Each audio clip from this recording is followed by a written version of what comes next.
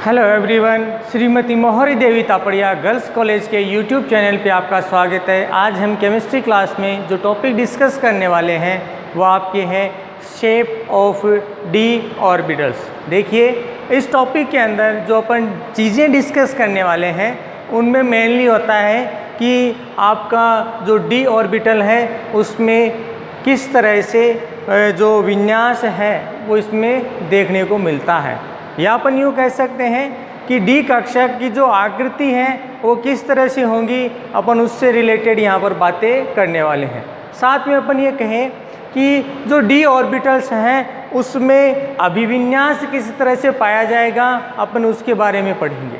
साथ में अपन यहाँ पर देखेंगे कि इसमें किस तरह से अभिविन्यास पाया जाएगा, किस तरह से अभिविन्यास है वो अलग अलग इसमें जो कक्षक होंगे वो किस तरह से दिखा रहे हैं, तो उसकी अपन यहाँ पर बात करने वाले हैं।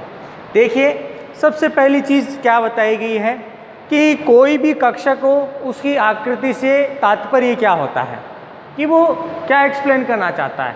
तो अपन ये कह सकते हैं कि कोई भी कक्षक यदि उसके निर्माण में क्या करे, कोई पाली हो या कोई जो आकृति है उसको निरूपित करे, उसको रिप्रेजेंट करे, तो वो क्या कहलाता है, आपके इसमें कक्षकों का जो शेप कह दें या अभिविन्यास कह दें वो इसमें आता है। साथ में अपन यहाँ पर बात करें तो इस तरह की जो आकृतियाँ बनती है, खासकर अपन डी ऑर्बिटल्स के लिए बात करें तो क्या बताया गया है, ये किसी निश्चित दिशा की ओर ओरिएंटेड होती हैं, यानी कोई फिक्स इसमें डायरेक्शन होगी और उस डायरेक्शन की ओर आपकी जो शेप है वो उसमें बनेगी या जो शेप है उसकी तरफ अपनी दिशा प्रदर्शित करेगी। तो कक्षकों के निर्माण की जो आकृति जो है उनमें जो मेन बात करें उसके लिए ये देखने को मिलता है। सामान्यतः अपने बात करें डी कक्षकों के लिए तो क्या बताया गया है कि डी कक्षकों में आपके 5 टाइप्स की आपको जो शेप है वो इसमें क्या होगी, देखने को मिलेंगी, या कहेंगे कि इसमें इस तरह का रिप्रेजेंटेशन देखने को मिलेगा। क्या बताया कि जो डी ऑर्बिटल्स हैं उनमें 5 तरह की शेप है वो आपके देखने को मिलेंगी। अब साथ में क्या बताया गया है कि यहाँ पर अपन बात करें कि ये जो आकृतियाँ हैं वो किस तरह से होंगी, तो क्या बताया गया है कि इनमें जो शेप्स बनेगी, जनरली अपन ने कहा कि 5 तरह की शेप बन रही हैं, लेकिन यहाँ पर क्या बताया गया कि डी ऑर्बिटल्स में जो ओरिएंटेशन है वो इसमें 4 तरह से देखने को मिलता है। कि 3 जो आपके बात करें कि जो समान दिशा के हैं वो अलग से दिखाएंगे और जिनकी भी अभिविन्यास अलग है वो क्या करेंगे, अपने अलग तरह से विन्यास दिखाएंगे। देखिए यहाँ पर क्या बताया गया है कि डी ऑर्बिटल की शेप में 4 ऑर्बिटल्स तो ऐसे हैं जो क्या हैं, आपके सेम डायरेक्शन वाले आपको रिप्रेजेंट होंगे, दिखाई देंगे। दूसरी बात करें यहाँ पर कि अपने 4 ऑर्बिटल्स की बात, एक ऑर्बिटल जो आपका है सामान्यतः dz², ये क्या करता है कि इन ऑर्बिटल से क्या रखता है, आपके डिफरेंस रखता है, विभिन्नता रखता है। क्या क्या है कि ये इनसे शेप के अंदर अलग है, डायरेक्शन इसके अंदर अलग दिखाई देंगी और जनरली ये इस तरह से व्यवस्थित होती हैं कि ये हायर एनर्जी वाला भी होता है। हायर एनर्जी वाला ये हो गया। अब यहाँ पर अपन बात करते हैं और साथ में क्या बताया गया है कि ये तो अपने कहा कि भाई इनकी शेप के आधार पर ये इस तरह से हो सकते हैं कि भाई इनमें जो शेप है 4 तो एक जैसे शेप बनाते हैं और एक इनमें अलग शेप इसमें बनाता है। दूसरी बात करें अपन डी ऑर्बिटल्स के अंदर जो डायरेक्शन है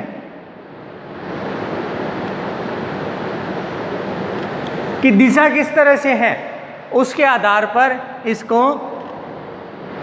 2 भागों में डिवाइड किया गया। और कौन कौन से हैं तो क्या बताया गया है कि इसमें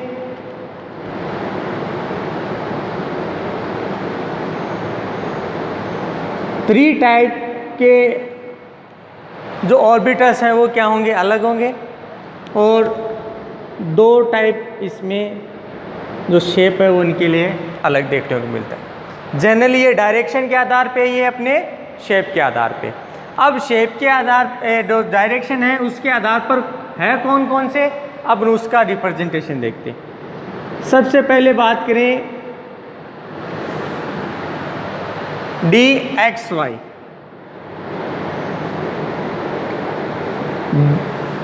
डी वाई जेड। थर्ड बात करें डी एक्स जेड या जेड एक्स भी लिखते हैं कई बार इसको, तो अपने को तो ध्यान में रखना है कि ये होंगे। अब इसके अलावा बात करते हैं दूसरे वाले, ये आपके 3 हो गए एक ग्रुप के। अब दूसरा कौन सा होगा, तो एक तो होता है आपके d x square minus y square,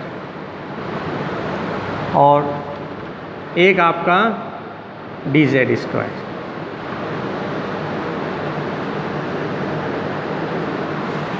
तो 2 तरह के जो ऑर्बिटल्स हैं उनकी शेप है इस तरह से देखने को मिलेगी। अब यहाँ पर अपन कुछ चीज़ें और डिस्कस कर लें। तो देखिए क्या बताया गया है कि ये जो डी एक्स वाई है, ये इनका अपन त्रिविम अभिविन्यास देखें तो ये क्या है, आपके एक्स वाई दिशा के अंदर क्या होता है, निर्देशित होता है। उस एक्स वाई दिशा की तरफ ये क्या होगा, अभिविन्यासित होगा। इसी तरह से इसके लिए बात करें तो ये वाई और जेड की ओर क्या होगा, अभिविन्यासित होगा।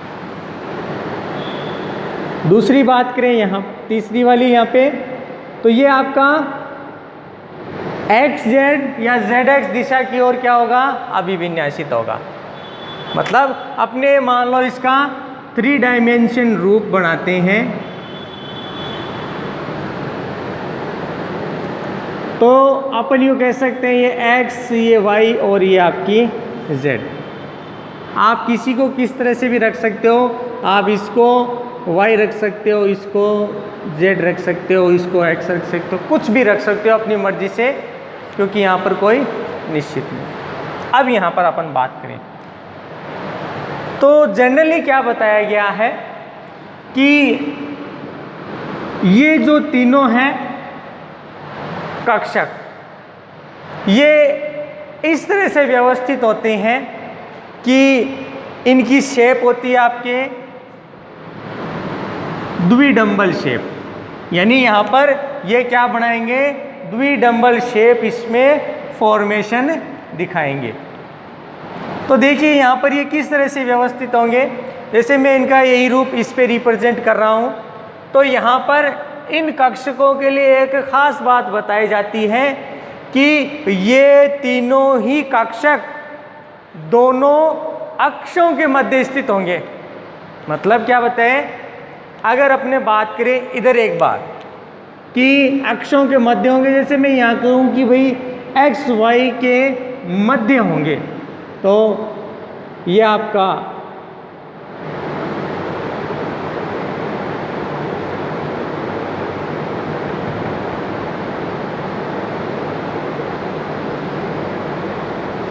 इस तरह से। अब मैं इसका रिप्रेजेंटेशन वहाँ पे दिखा रहा हूँ क्योंकि वहाँ पर है अच्छे से इसका रिप्रेजेंटेशन। दोनों अक्षों के मध्य होगा। तो अपने इसको x और इसको y मान ले। तो यहाँ पर फर्स्ट वाला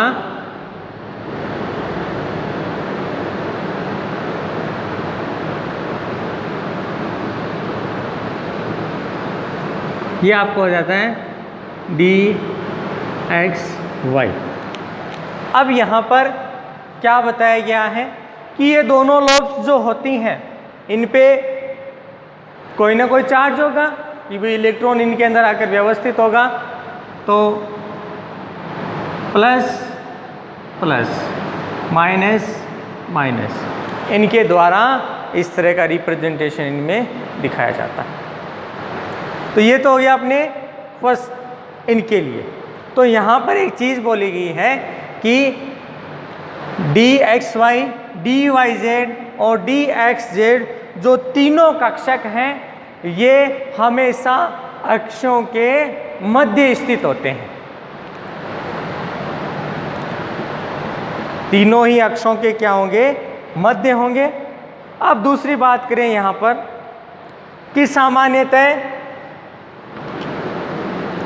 ये वाला dx square minus y square, तो देखिए इसके बारे में क्या बताया गया है कि ये जो कक्षक है सामान्यतः dxy के ही समान होता है, लेकिन इनकी जो लोब्स होती है, अब देखिए इनको बोला जाता है लोब्स या हिंदी में कहें पालियां, जिनके द्वारा क्या होता है आपके किसी कक्षक का निर्माण होता है, जहाँ पे इलेक्ट्रॉन पाए जाने की संभावनाओं का सबसे ज़्यादा आपके देखने को मिलता है। अब यहाँ पर बात करें इन तीनों के लिए, तो कहा कि अक्षों के मध्य स्थित होंगे, लेकिन यहाँ पर बात करें, यहाँ पर अपन इसके लिए बात करें तो क्या बताया गया है कि सामान्यतः dx square minus y square की जो लोब्स होंगी ये सामान्यतः अक्षों के ऊपर व्यवस्थित होंगी।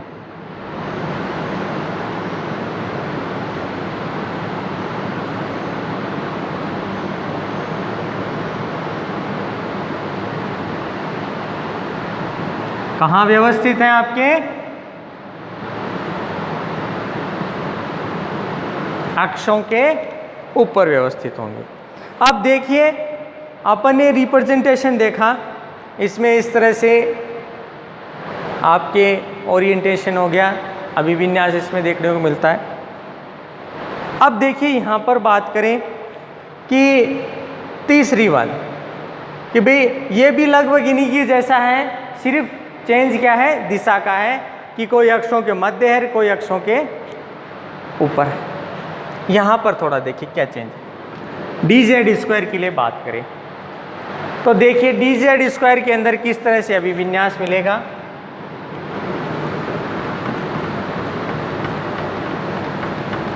यहाँ पर आपको एक तो सभी से अलग मिलेगा, क्योंकि अपन ने शेप के आधार पे कहा था कि इसमें शेप आपके सामान्य से इनसे अलग मिलेगा।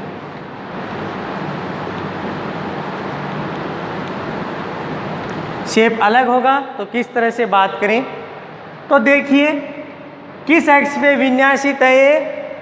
जेड पे। तो अपने इस तरह से लिख सकते हैं कि ये तो अपनी बना दी आपकी इसमें जेड एक्सिस। अब दूसरा क्या बताया गया है कि ये क्या होता है? इसी एक्स के ऊपर अभिविन्यासित होता है। और क्या बताया गया है कि इसकी दोनों ही पालियां अक्षों के ऊपर व्यवस्थित होती हैं या ओरिएंटेड होती हैं, और एक्स वाई की दिशा में ये क्या होंगी? व्यवस्थित होंगी। तो इसको दिखाने के लिए क्या किया जाता है कि सामान्यतः इसको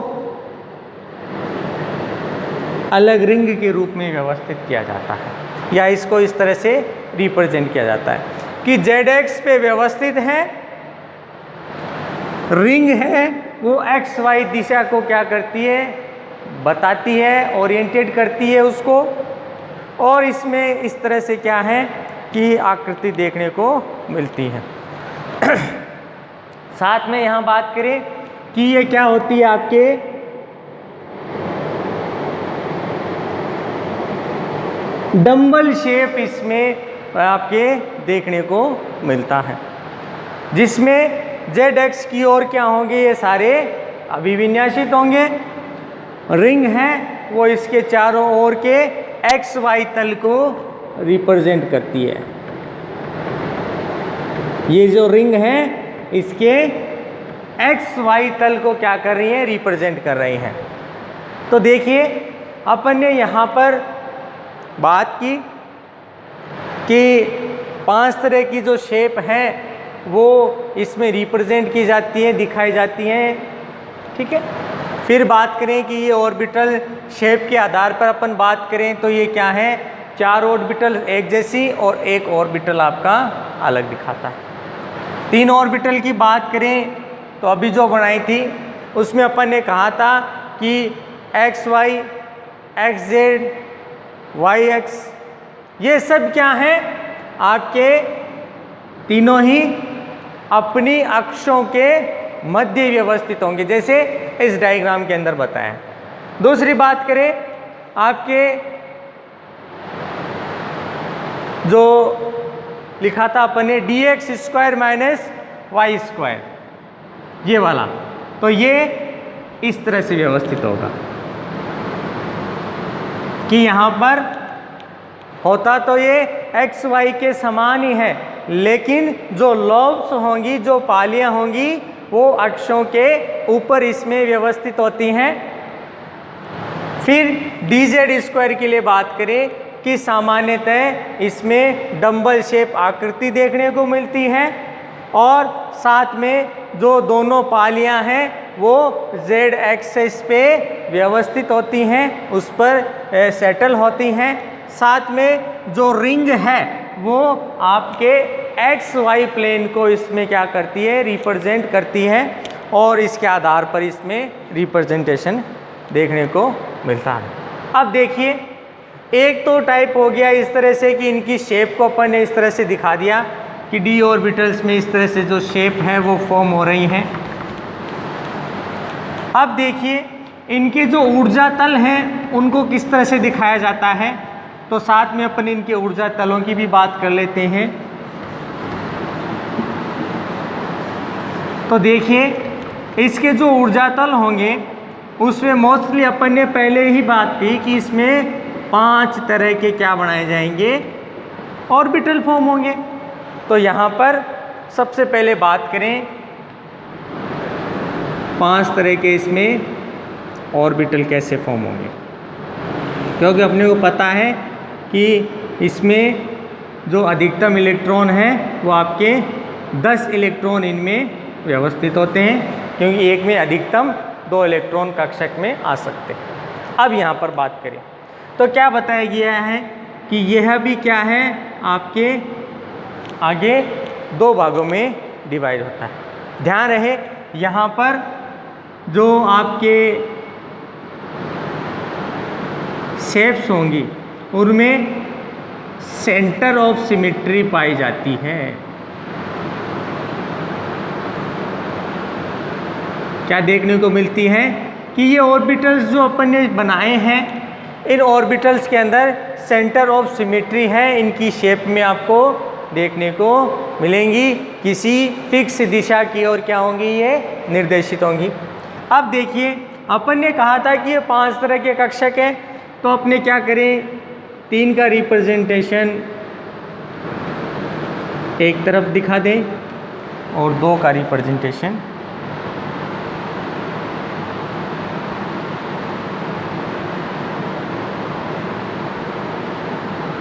देखिए।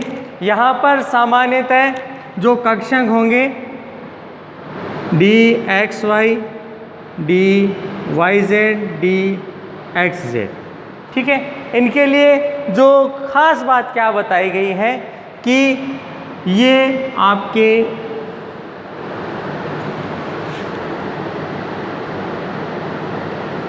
लोअर एनर्जी वाले क्या होते हैं, आपके ऑर्बिटल्स होते हैं।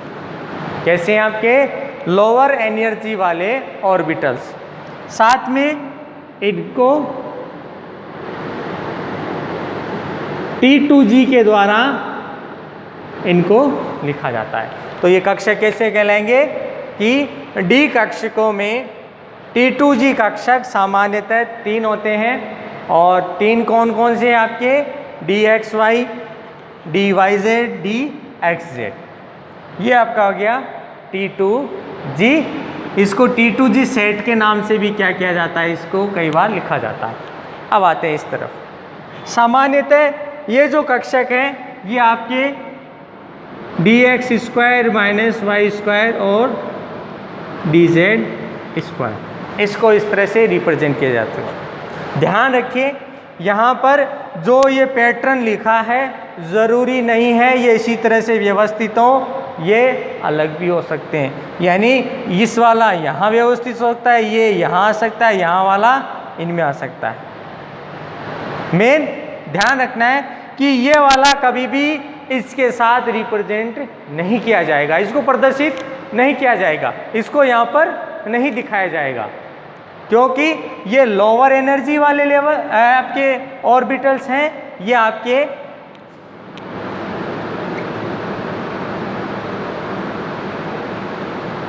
हायर एनर्जी वाले ये आपके ऑर्बिटल्स हैं। तो क्या बताया गया है, इनको सामान्यतः ईजी सेट के नाम से इसको रिप्रेजेंट किया, या ईजी ऑर्बिटल्स बोल दे, ईजी कक्षक बोल दे, तो उनको इस तरह से लिखा जाता है। अब अपने इसको एक तरह से इस तरह से बोल सकते हैं कि यहाँ पर जो इनकी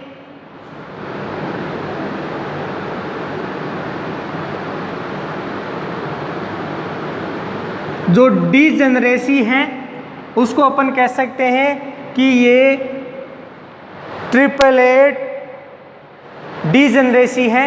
यहाँ पर बात करें, यहाँ पर डबल डीजेनरेसी यहाँ पर आपको देखने को मिलती है। मतलब इसमें आपके जो समिति है वो किस तरह से व्यवस्थित है, क्योंकि अपन ने कहा था यहाँ पर क्या पाए जाते हैं, सेंटर ऑफ सिमेट्री यहाँ पर देखने को मिलती है, तो उसको इस तरह से इसमें रिप्रेजेंट किया जाता है। तो जो डी कक्षक हैं अपनी ये कह सकते हैं सामान्यतः 5 प्रकार के होते हैं।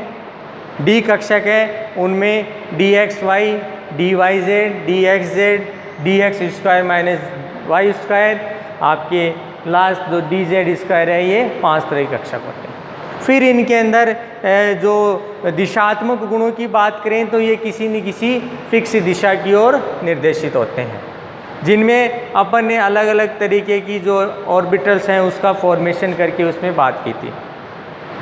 साथ में अपन ने बात की थी कि भी ये 5 तरह की शेप बनाते हैं, जिसमें आपका जो dx² - y² है, ये आपके dx² जो dxy है उसी के समान अपनी शेप बनाता है, लेकिन अंतर सिर्फ इतना होता है कि dxy लोब के मध्य होता है, जबकि dx² - y² आपके लोब के ऊपर व्यवस्थित होता है। जो लोब है वो x के ऊपर व्यवस्थित यहाँ पर देखने को मिलती है। फिर बात करें जो आपने अभी dz² बनाया था, तो उसके लिए अपन ने कहा था कि भी सामान्यतः ये जो है इसमें जो लोब्स होंगी या पालियाँ होंगी या जो वो क्या होंगी आपके zx की ओर क्या होंगी अभी विन्यासित होंगी। साथ में अपन बात करें कि इसमें जो रिंग फॉर्म दिखाया जाता है आपके स्ट्रक्चर में या अपने कहते हैं शेप में, तो ये क्या करती है कि ये सामान्यतः एक्स वाई तल को क्या करती है, रिप्रेजेंट करती है। तो इस तरह से क्या है कि जो डी ऑर्बिटल्स हैं वो अपनी शेप है इस तरह से रिप्रेजेंट करते हैं। तो स्टूडेंट्स आप आपको ये वीडियो पसंद आया होगा। इस वीडियो को ज़्यादा से ज़्यादा लाइक करें, शेयर करें और इस वीडियो से रिलेटेड जो नोट्स है वो बनाते रहें। और इससे रिलेटेड आपको कोई प्रॉब्लम है तो अपने ग्रुप के अंदर इसमें अपन डिस्कस करते हैं, ठीक है। तो इस वीडियो को देखने के लिए धन्यवाद।